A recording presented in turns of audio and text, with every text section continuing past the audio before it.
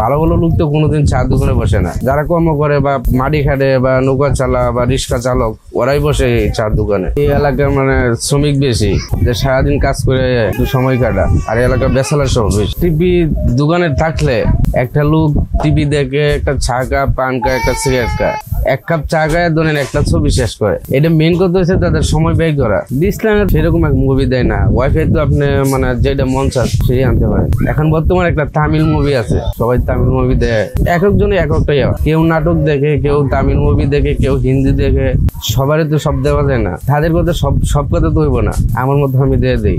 মানে কত হয়েছে, আপনি দেখবেন বাংলা, ওয়াই দেখবো তামিল, 5টা লোকে তামিল দেখবো, তো এই সময় তামিলই দিয়ে দিই। সবাই কাজকর্ম করে এই যে গাছতলায় বইয়া চা টা খায়, ছবি দেয়। কাম না তাহলে সকাল দুপুর সবসময় হয় না লোক, কিন্তু যার কাজকর্ম আছে এরা তো কাজে যায় না, যারা কাজে না যায় এরা দোকানে বই আড্ডা মাড্ডা দেয়, ছবি দেয়, আর কিছু। আমি দোকান দিছি, মনে করেন 3 বছর হয়েছে টিপি লিয়ে হয়। টিপি ছাড়া মনে করেন 1 মাস ব্যবসা করছি, মনে করেন তেমন বেশি ইয়া নাই।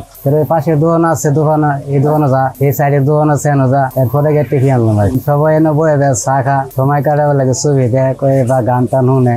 তো মনে হয় ভিতরে নাই, এনে ওই যে নদীর সাইডে দিকে মনে করেন আর কি একজনে এক জাতের স্বাধীন মতো কাজ করে, মনে করেন কাজ করে এনে বেকার সময়টা ছবি দেখে চা খায় সময়টা কাটায়। এতটুকু কাজ বলতে কি তো আছে, মনে করেন চা না খায় পরে তাই ইচ্ছে করে খেদাই দুন না, কাস্টমার খেদা দিলে আর মনে কষ্ট পা। দেখা গেছে কি সারা 2 ঘন্টা বয়ে তাহলে একটা সিগারেট খাইবো না, একটা চাও খাইবো না। আর অনেক আছে 10 মিনিটে মনে করো 5টা চা খাইলা, 2টা সিগারেট খাইলা, যে এটা অভ্যেস এটা করবোই। সকাল থেকে মনে করেন 10টা 9টা ঘন্টা এরকম কিছু মানুষ থাকে। আরেকবার আসরের পর থেকে মনে করেন লাইটের 10টা 11টা ঘন্টা কিছু থাকে। ফোন যার আছে বাসায় বসে দেয়, আর যার ফোন নাই হ্যাঁ মনে করে সময় কাটা চা খা ছবি দেয়, এতটুকু। এখানে তাকে হইলো বেশিরভাগ নিম্ন শ্রেণীর যারা, তাদের পেশা হইলো মাছ বিক্রি করা, লেবার লোবার যারা আছে বা অন্য পেশা যারাই আছে, সব কাজই যারা করে আর কি। 12টাতে দইরা একেবারে রাত্রে 12টা পর্যন্ত প্রত্যেকটা দোকানে মানুষ এভাবে ভিড় করিয়া ওই টিভি দেখে, চা পানি খায়। সবার সাথে একটা সুসম্পর্ক সবারই আছে। তুই যারা গ্রাম দেশে আগে দেখছে,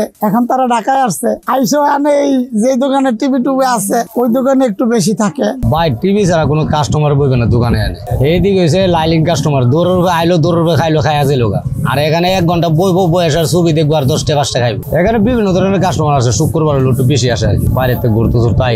টিভি ছিল, সব দোকানে টিভি ছিল। অনেক তো নতুন একটা দোকান হইলো টিভি লাগাইতো, ছবিটা চালালে একটু বিটটা বাড়ে আর কি। বাংলা ছবি কোনো দোকানে বাংলা ছাড়ে, কোনো দোকানে ভারতীয় বাংলা ছাড়ে, তামিল বাংলা ছাড়ে। ডিসও আছে, ডিস নামাই না, ওয়াইফাই লাইনে চলে। টিভি গুলোতে যেটা সচরাচর যেগুলো, এগুলোই, অন্য কিছু না। খবর চলে সন্ধ্যা 7টা 8টা 9টা, ওই সময়টা খবর দেখায়। আর অন্য সময় এভাবে চা পানি সবাই খাওয়াইতেছে, খাইতেছে, একে অপরকে খাইতেছে। সবাই আগ্রহ নিয়ে আসছিল বাংলাদেশ জিতবে, বাংলাদেশের খেলা দেখতে। কিন্তু আইসা যখন দেখলো যে বাংলাদেশ হাইরে গেল, গ্রামে যেটা হইতো যে হুজ্জুগে বাঙালি, আসলে কিন্তু বাংলাদেশ প্রকৃত অর্থে আগের চাইতে অনেক ভালো করতেছে, খেলাধুলায়, রাষ্ট্রীয় সবকিছুতেই ভালো করতেছে। কিন্তু একদিন যদি হাইরা যায়, একেবারে 14 গোষ্ঠীর খবর লয়ে দেয়, এই বাঙালি এমন ওই আর পারে না, এটা সেটা।